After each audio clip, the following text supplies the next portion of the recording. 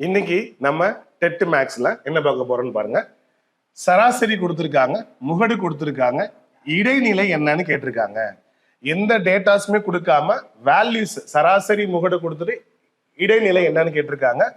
நமக்கான ஃபார்முலா பாருங்க. முகடு என்பது எதுக்கு சமம் அப்படின்னா, முகடு ஈக்குவல் டு 3 டைம்ஸ் இடைநிலை மைனஸ் 2 டைம்ஸ் சராசரிக்கு சமமா இருக்கும். இப்ப நமக்கு இதுல தெரிஞ்சதெல்லாம் அப்ளை பண்ணிடுவோம். முகடோட வேல்யூ 60 கொடுத்துட்டாங்க. 3 இன்ட்டு இடைநிலை இது நமக்கு தெரியாது, இதான் பார்க்க போறோம். மைனஸ் 2 இன்ட்டு சராசரி எவ்வளவு கொடுத்துருக்காங்க, 66. இப்ப இந்த சைடு 60 இருக்கு, இந்த சைடு 3 இன்ட்டு இடைநிலை இருக்கு.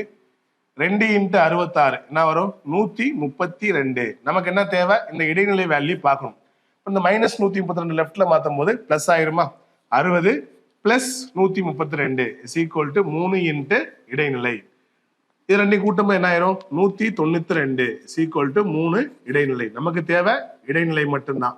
அப்ப இடைநிலை ஈக்குவல் டு இந்த பெருக்கல் 3 இந்த பக்கம் வரும்போது வகுத்தலா மாறப்போகுது, 192 வகுத்தல் 3.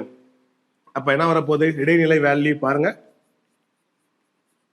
192 3ஆல வகுக்கும் போது என்ன வரும், 6 3 18, மீத 1 4 3 12, 64. 192 3ஆல டிவைட் பண்ணும் போது 64.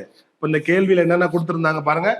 சராசரி கொடுத்துட்டாங்க, முகடு கொடுத்துட்டாங்க, இடைநிலை என்னன்னு கேட்டிருக்காங்க. ஓகே, அதுக்கான ஃபார்முலா என்ன, முகடு ஈக்குவல் டு 3 டைம்ஸ் இடைநிலை மைனஸ் 2 டைம்ஸ் சராசரி. Okay, thank you.